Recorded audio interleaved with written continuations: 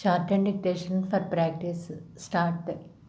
I am happy to attend this conference and congratulate you for having chosen such an important topic for discussion. After independence, we had promised in the Constitution to strengthen the third level of our democracy. The first and the second levels, which are governed from Delhi and the state capitals, have been strengthened following several elections, and no one can weaken them. The third level is weak and it affects the first two levels also, because people at the top level have become paper tigers and the structure has become weak. This has to be set right by strengthening the Panchayat Raj institution. To reinforce our democracy, it is essential to strengthen the democratic institutions at the lowest level. To gear up the development process, it is necessary to revitalize these institutions at the district, block, and village levels. In the last 2 years, we have done many things in this context. We began with organizing discussions at various levels. Now we have come to you after doing our homework.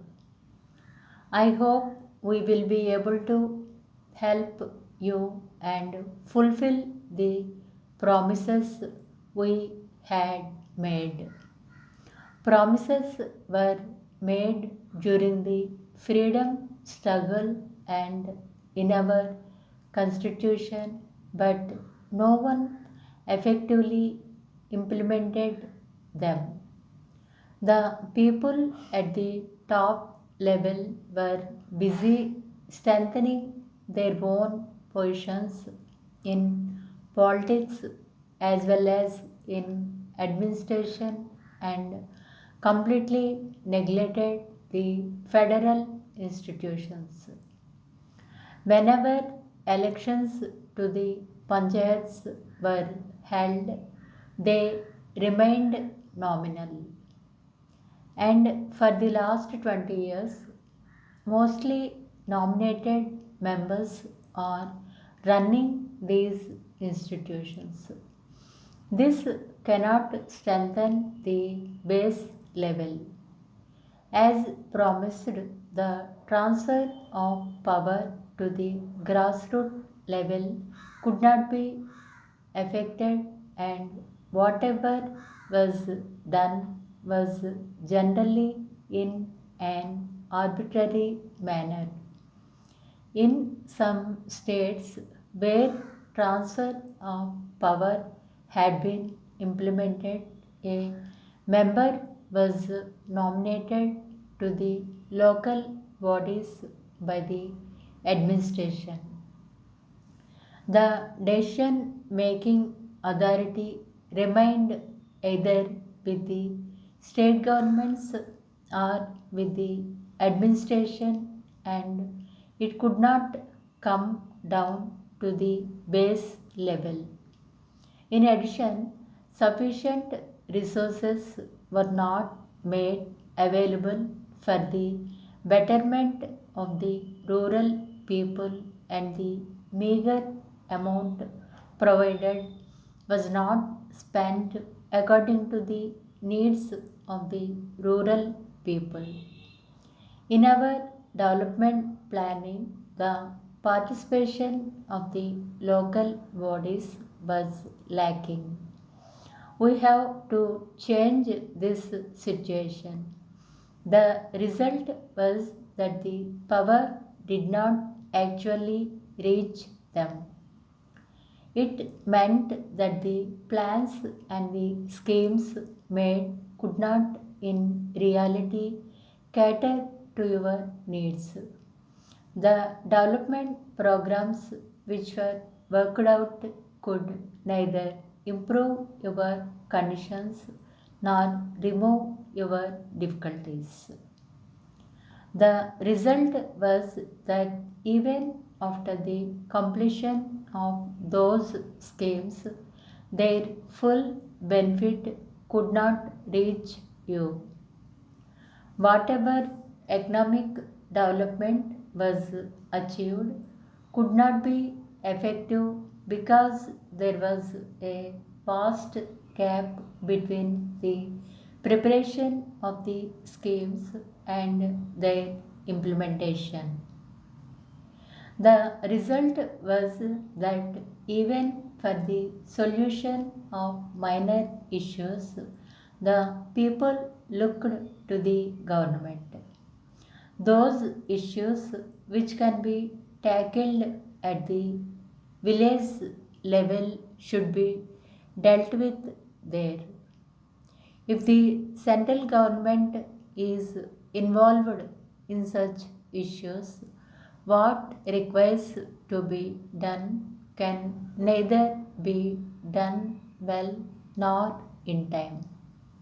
You know, there are many procedural requirements in the implementation of a project which involves many people, and these will only create problems.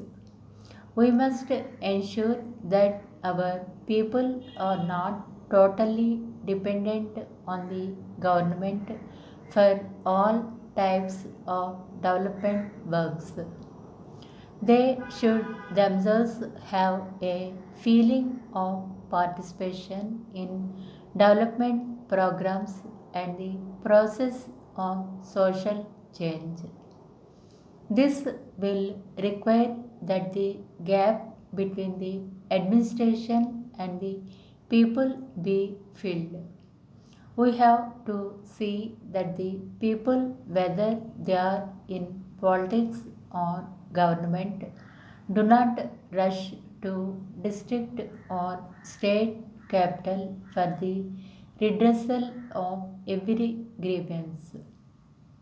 If development work can be planned for at the district, block, or village level, it should be taken up there itself.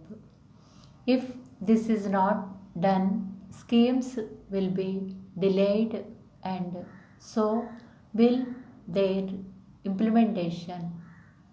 I have great pleasure in extending my greetings and good wishes for the success of your deliberations. When I meet you again on the last day of the conference, I hope to get from you good and solid answers to the question which I have posted before you. Dear Sir, we are in receipt of your esteemed letter of 6th instant, pointing out the inordinate delay in complying with your order for the supply of special variety of plastic coated cards. We are extremely sorry for the inconvenience that would have been caused to you. I may bring to your kind notice that due to the recent flash floods, our factory and the godowns were submerged with water, and the stocks kept in our godowns were under 2 feet of water for a week. Unfortunately, most of our stocks were damaged and we have to indent for fresh stocks from our sister company at Bombay. In fact, we are making every effort to supply the goods to you as early as possible. I am happy to inform you that we have received a reply today informing us that the plastic cards indented by us were dispatched yesterday and they are likely to take 4 or 5 days to reach us. We earnestly hope that we will be in a position to execute your order in the next few days. I am quite sure you will appreciate our difficulties explained above and bear with us. In the meantime, to avoid any further delay and inconvenience to you, we would suggest for your consideration whether you would like to accept our other variety of cards at a slightly higher rates, though it would be a loss to us if we agree to supply this variety of special cards still due to our delay. We would like to offer the benefit of special concession and supply them at the same rates. If you are prepared to agree with our solution, we shall arrange to deliver them in the next few days. I shall be grateful for a line in confirmation. Yours.